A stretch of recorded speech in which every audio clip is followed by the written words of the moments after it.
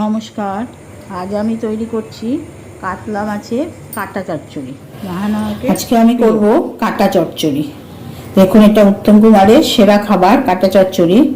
আমি কাতলা মাছের মাথাটা নিয়েছি। আমি মশলাগুলো ভেজে নেব। জিরে, ধনে, মৌরি, দারচিনি, লঙ্কা, তেজপাতা সব এগুলো আমি ঢেলে দিচ্ছি। এই মশলাটা আগে আমি ভেজে নেব।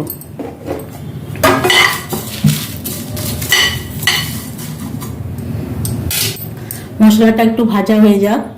এবার মাথাটার মধ্যে আমি নুন, লবণ আর হলুদ মেখে নিচ্ছি। লবণ আর হলুদ মেখে নেব।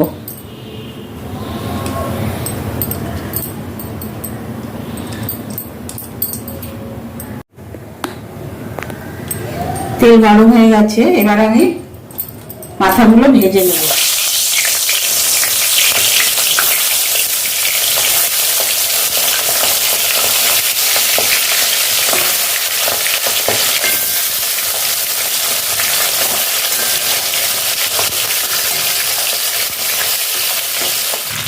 মাথাগুলো ভাজা হয়ে গেছে, এরকম সবগুলো মাথা আমি একবারে ভেজে নিয়েছি। এবার আমি তুলে নেব।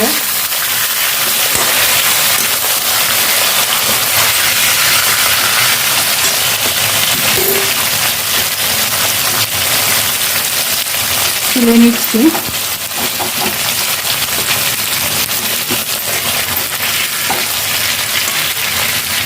মশলা নিয়েছি গোটা জিরে, টমেটো, তেজপাতা, কাঁচা লঙ্কা বাটা, পেঁয়াজ, রসুন, আদা, এগুলো আমি সব কষিয়ে নেব। প্রথমে তেজপাতাটা দিয়ে দিলাম। ওই তেলেই করছি। গোটা জিরে দিয়ে দিলাম,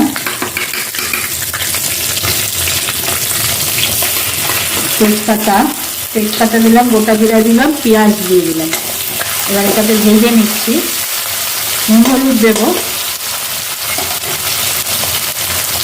রসুনটা দিয়ে দিলাম, তাহলে কাঁচা গন্ধ লাগবে।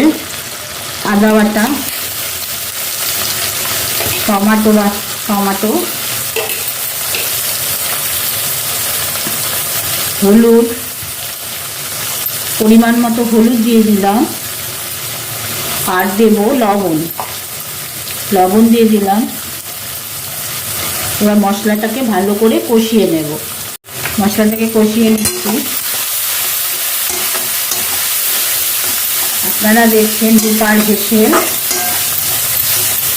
ভালো লাগলে লাইক করবেন, শেয়ার করবেন, সাবস্ক্রাইব করবেন। এবার একটু ভাজা ভাজা হয়ে যাক তেল ছাড়া পর্যন্ত। সামান্য একটু জল দিয়ে দিচ্ছি, সামান্য।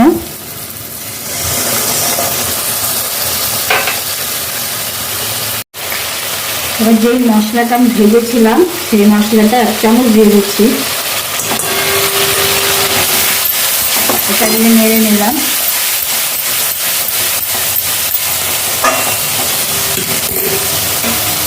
এবার আমি কাঁটাগুলো দিয়ে দিচ্ছি এর মধ্যে।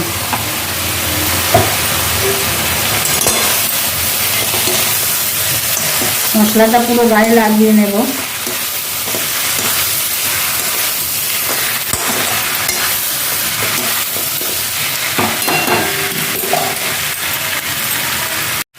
সামান্য একটু জল দিয়ে দিচ্ছি।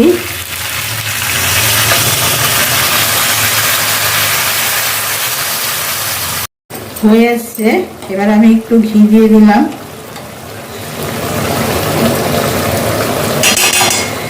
আমার মশলাটার মধ্যে, ভাজা মশলাটার মধ্যে দারচিনি ছিল, গরম মশলা ছিল, আর যেন গরম মশলা দিলাম না। তৈরি হয়ে গেল আমার উত্তম কুমারের কাঁটা চচ্চড়ি।